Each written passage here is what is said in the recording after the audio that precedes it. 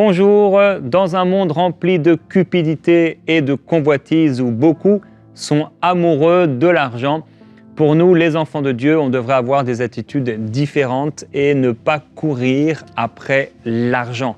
Malheureusement, des serviteurs de Dieu aujourd'hui encouragent les personnes, les chrétiens, à courir après l'argent, à chercher l'argent, à prier pour l'argent encore, et c'est dangereux. Alors bien sûr, Dieu veut pourvoir à nos besoins, Dieu est bon, il prend soin de nous, il est un bon Père céleste. Maintenant, le royaume de Dieu, ce n'est pas le manger et le boire.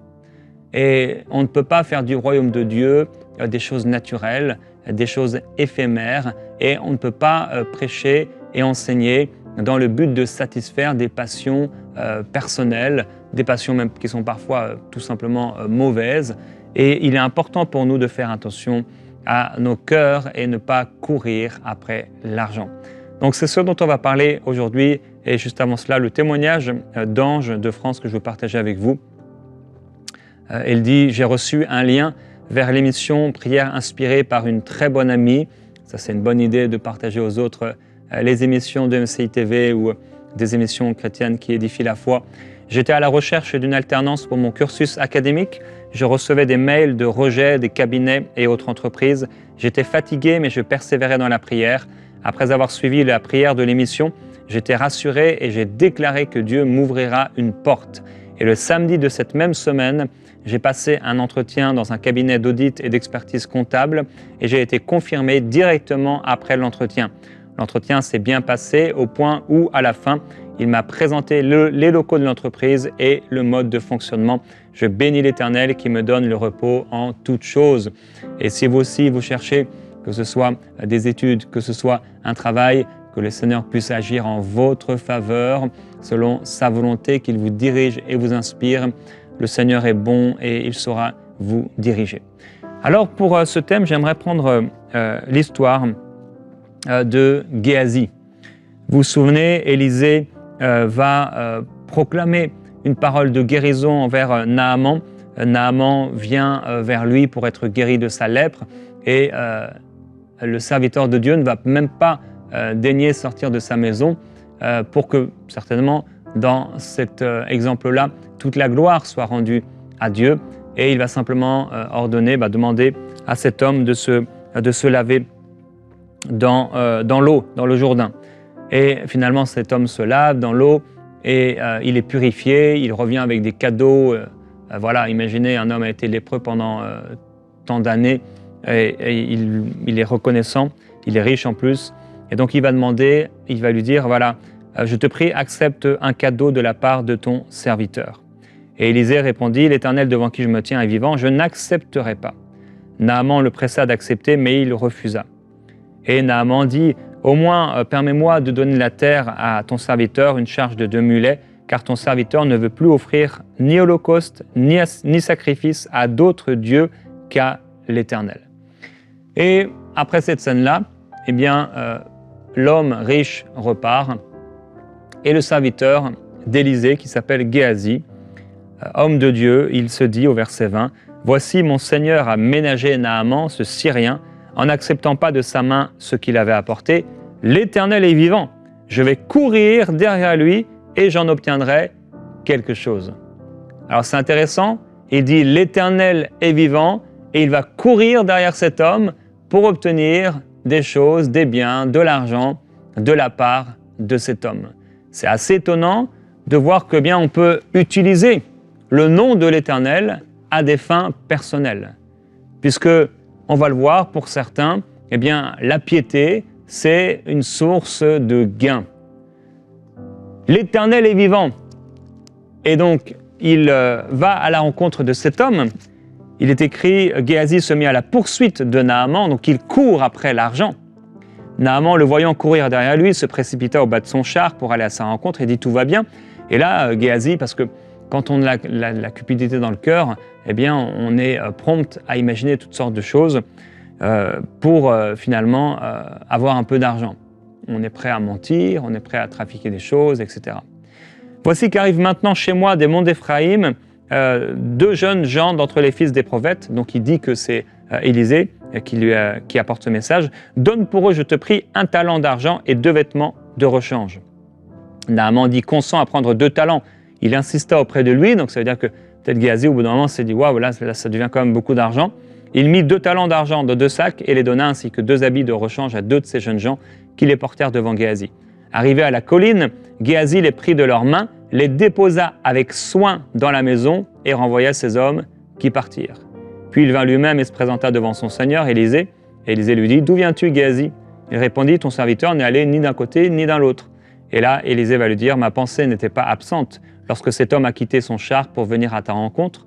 Est-ce le temps de prendre de l'argent, de prendre des vêtements, puis des oliviers, des vignes, du petit, du gros bétail, des serviteurs et des servantes ?» Donc il va bien sûr imager tout cela. « La lèpre de Naaman s'attachera à toi et à ta descendance pour toujours. » Et Géasi sortit de sa présence avec une lèpre comme la neige. Waouh! Terrible. Une terrible histoire d'un homme qui avait un grand appel. Et vous savez, Élisée venait à la suite d'Élie. Géasi aurait dû venir à la suite d'Élisée. Mais il a été disqualifié. Il y a beaucoup d'appelés, mais il y a peu d'élus. Et une des manières, une des façons avec laquelle Dieu teste son peuple et Dieu teste ses appelés, c'est en ce qui concerne l'argent. Je le disais hier de cette femme qui disait « Oh, mais ce qui est important, c'est le cœur. Dieu voit au cœur », alors qu'elle arnaquait, entre guillemets, un libraire chrétien. Et oui, c'est le cœur. Et nos œuvres vont refléter ce qu'il y a à l'intérieur. Il y a des gens qui ne sont pas approuvés de Dieu, qui sont peut-être dans un ministère, mais c'est un ministère qui est humain. Et Dieu est bon, dans ce ministère, peut-être que des gens seront guéris, peut-être même que des gens seront sauvés, parce que Dieu répond à son évangile et à sa parole, mais il ne peut approuver ces personnes. Et il n'y a pas d'onction du ministère sur ces personnes, à moins qu'il l'ait reçu dans un temps où il marchait vraiment avec Dieu. Géasi va donc courir derrière cet homme pour obtenir de lui quelque chose. Ne cours jamais derrière l'argent. On peut voir un peu la même réaction, un peu le même style de conduite, d'attitude avec Laban. Vous vous souvenez de Laban avec Jacob, toute cette histoire. Jacob dira « Il a changé 10 fois mon salaire ». Mais avant cela, même avant cette histoire, avant que Jacob soit chez lui, dans Genèse chapitre 24, au verset 28, vous vous souvenez, il y a le serviteur d'Abraham qui va pour chercher une femme pour son fils. Et il est écrit, donc la jeune fille courut raconter tout cela chez sa mère. Rebecca avait un frère nommé Laban. Laban courut dehors vers l'homme près de la source. Il avait vu l'anneau et les bracelets aux mains de sa sœur. Et il avait entendu les paroles de sa sœur Rebecca qui disait « Ainsi m'a parlé cet homme ». Il vint donc vers l'homme qui se tenait auprès des chameaux vers la source. Et on voit, quand Laban va voir l'argent, l'anneau et les bracelets d'or aux mains de sa sœur, là, il va courir pour aller voir cet homme important, parce que dans le cœur, en fait, dans le cœur de cet homme, il y a un attachement à l'argent. C'est le même attachement à l'argent qui va rester en lui quand, une fois ayant grandi, ayant accueilli Jacob, il va changer le salaire de Jacob 10 fois. 10 fois. Et bien sûr, ce n'était pas des augmentations, c'était des diminutions de salaire. Il y avait un attachement. Paul dit dans 1 Timothée, au chapitre 6, « Si quelqu'un enseigne de fausses doctrines et ne s'attache pas aux saines paroles de notre Seigneur Jésus-Christ. » Vous vous souvenez, Géasi, il a appelé l'Éternel dans sa quête pour l'argent. Il est enflé d'orgueil, etc. Il parle des vaines discussions d'hommes corrompus d'entendement, privés de la vérité et croyant que la piété est une source de gain. Donc, il y a des personnes qui enseignent de fausses doctrines et ils croient que la foi est un moyen de s'enrichir.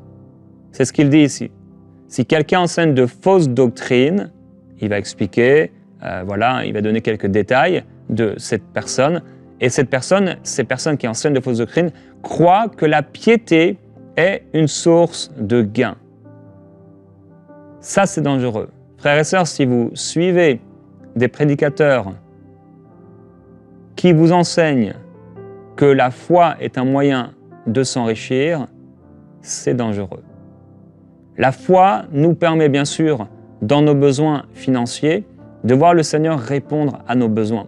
Ce sont des besoins. Si quelqu'un a besoin d'une grande voiture, 7 places, parce qu'il a plusieurs enfants, Dieu pourvoira à ses besoins. Le Seigneur lui permettra d'avoir une voiture 7 places. Quelqu'un a besoin d'un 4x4 parce que dans la ville ou le pays ou la région dans laquelle il habite, il faut un 4x4. Dieu lui donnera un 4x4, il ne lui donnera pas un vélo. Si pour quelqu'un, il a besoin d'un vélo ou d'un scooter ou d'une moto, Dieu pourvoira à ses besoins.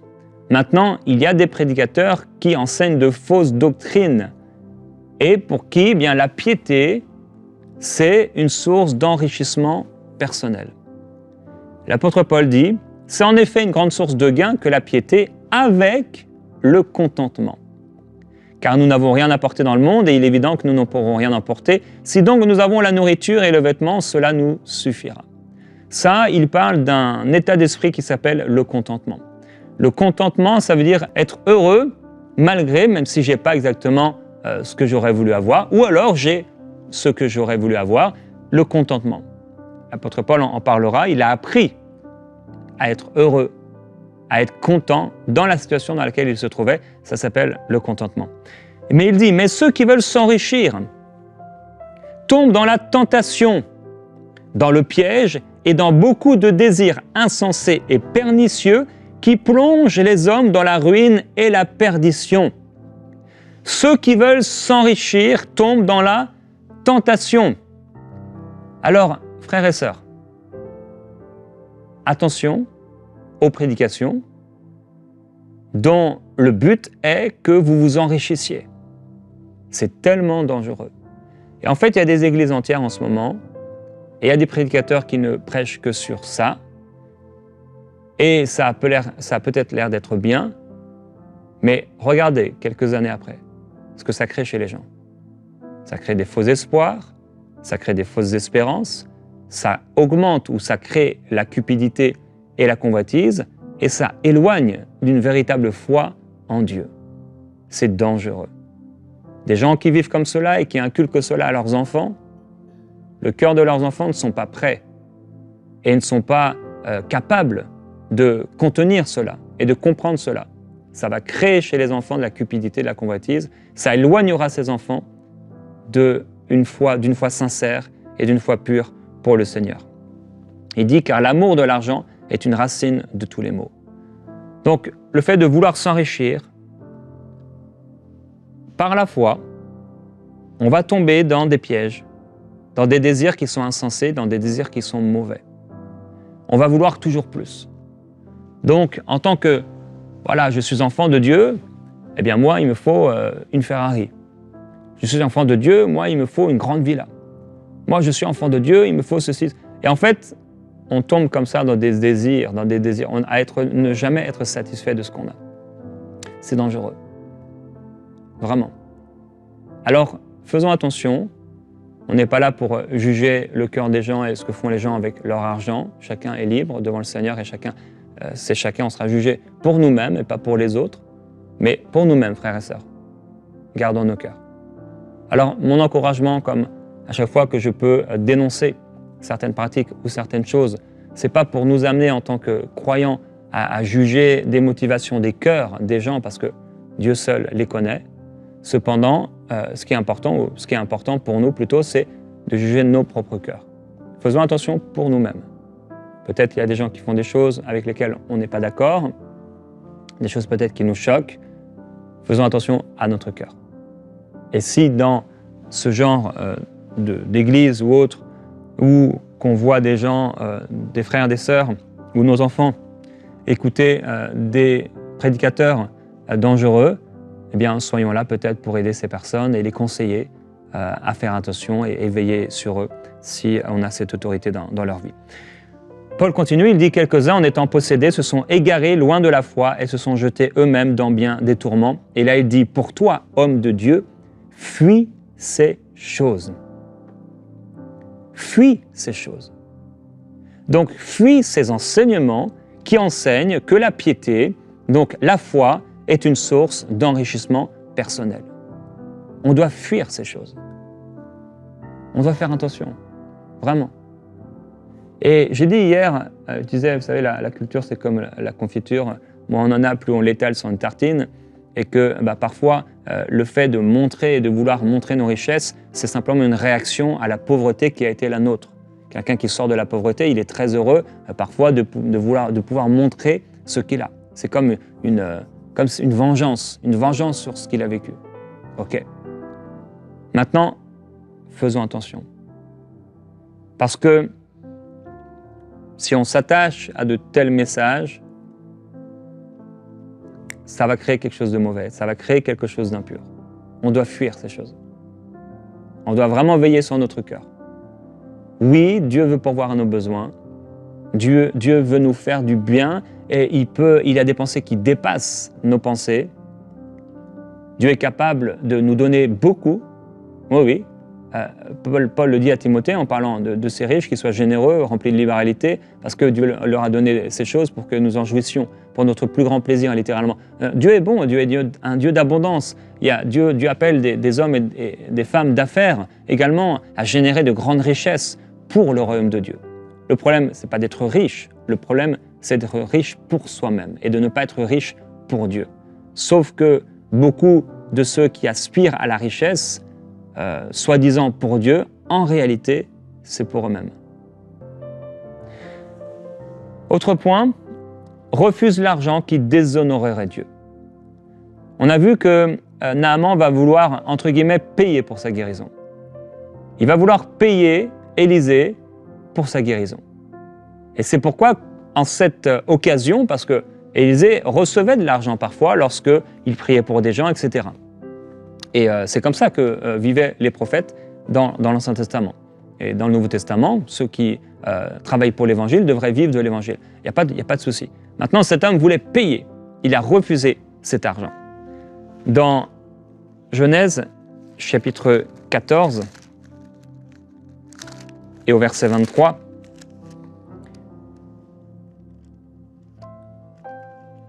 Abraham va dire au roi de Sodome, « Je ne prendrai rien de tout ce qui est à toi, pas même un fil ni une bride de sandales, pour que tu ne puisses pas dire « J'ai enrichi Abraham ». Il y a parfois, frères et sœurs, de l'argent ou des choses qu'on nous propose, mais qui vont déshonorer Dieu. N'acceptons pas cela. Si on t'amène dans la corruption, n'accepte pas ça. On te propose de l'argent pour que tu te taises dans un dossier, n'accepte pas cela. N'acceptons jamais, frères et sœurs, de l'argent qui déshonorerait notre Seigneur. Si on te donne de l'argent pour que tu gardes le silence sur une affaire, ne l'accepte pas. Mieux vaut, comme disent les proverbes, dans une maison, l'amour avec peut-être un morceau de pain, qu'une maison pleine de haine et remplie de viande. Si pendant un temps, ça doit être peut-être plus difficile, et tu dois marcher sur le chemin étroit et resserré, au moins il mène à la vie. C'est pas grave. Tu vas peut-être avoir un temps plus difficile parce que tu as refusé de te corrompre, mais ton cœur au moins est pur devant le Seigneur. Et à cause de ce cœur pur aussi, Dieu prendra soin de toi. Autre point, ne convoite pas l'argent des autres. Ça va un peu avec ce qu'on a partagé tout à l'heure avec Géasi. On voit que Judas, lorsque cette femme va répandre ce parfum de grand prix sur le Seigneur, Judas est consterné. Et il dit, ah voilà, on aurait pu vendre ce parfum et donner l'argent aux pauvres. Imaginez, il ment, il trompe, il triche au Seigneur lui-même. Mais si Judas est capable de mentir devant Jésus, il a le Seigneur, le Dieu de l'univers devant lui. Et en fait, ce qu'il aurait voulu, c'est garder le parfum, le vendre pour lui-même. Il ne faut pas être étonné que parfois dans les églises, il y ait des situations catastrophiques et honteuses pour le royaume de Dieu. Encore, je le redis, comme je le dis hier, si tu entends ma voix aujourd'hui et que tu voles dans l'église, il faut que tu te repentes parce que tu auras affaire à Dieu, en face à face avec lui.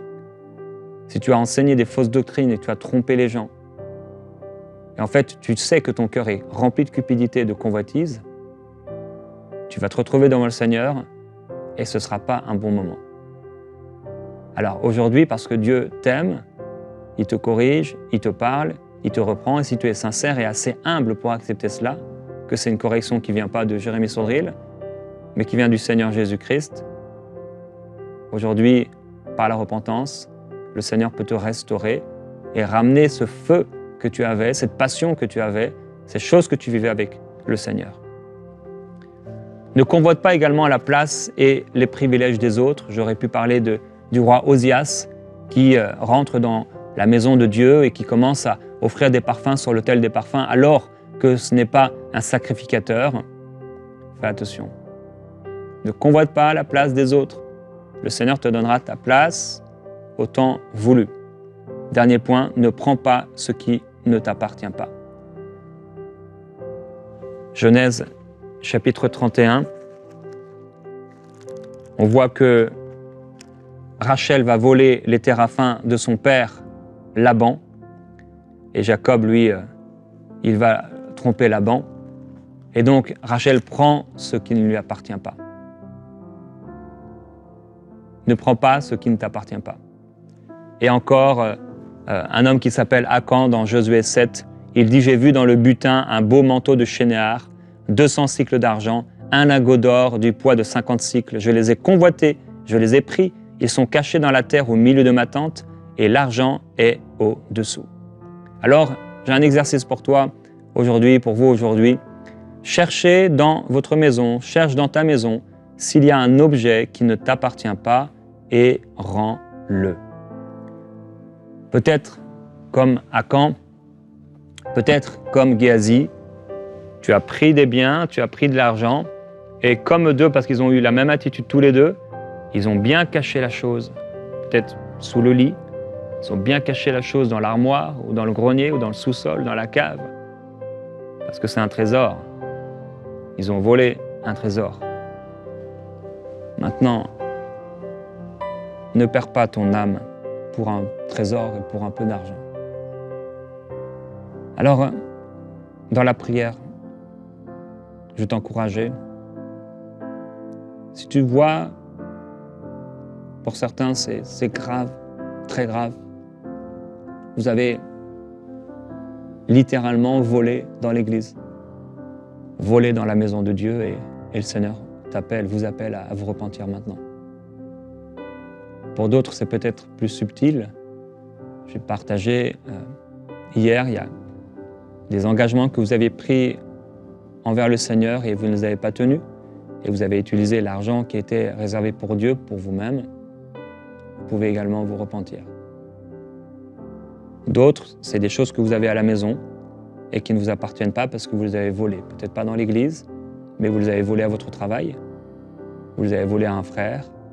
Il y a de l'argent peut-être qu'on vous a prêté et vous ne l'avez jamais rendu. Ces choses doivent être réglées. Père, je veux prier aujourd'hui. Pendant cette semaine, tu nous as parlé de ce qui concerne les finances. L'or et l'argent sont à toi.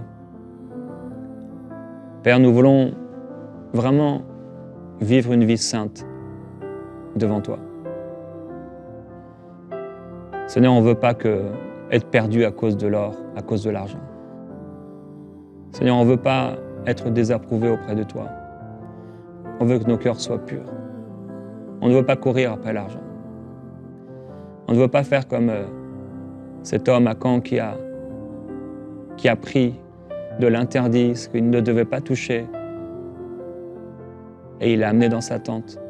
Et à cause de cela, non seulement il est mort, lui, mais également toute sa famille a été maudite à cause de ça. Père, je prie qu'il n'y ait aucun père de famille, qu'il n'y ait aucune mère de famille qui trafique et qui demain amènera la honte, l'opprobre sur sa famille.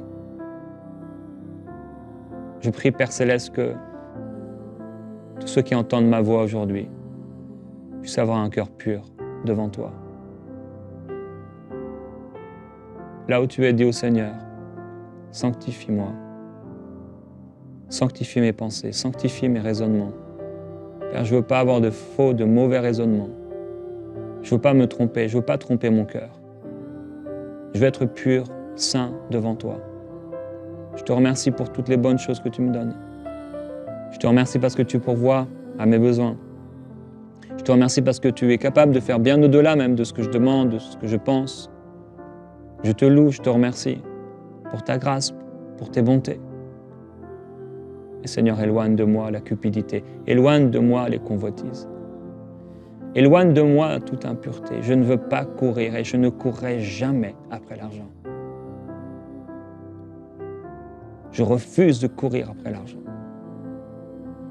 Je refuse d'avoir un quelconque amour de l'argent dans mon cœur. Je refuse de faire des mauvaises choses, de faire des alliances, de faire du compromis à cause, pour de l'argent. Seigneur, merci. Merci pour ta présence. Merci pour ta grâce. Merci Seigneur.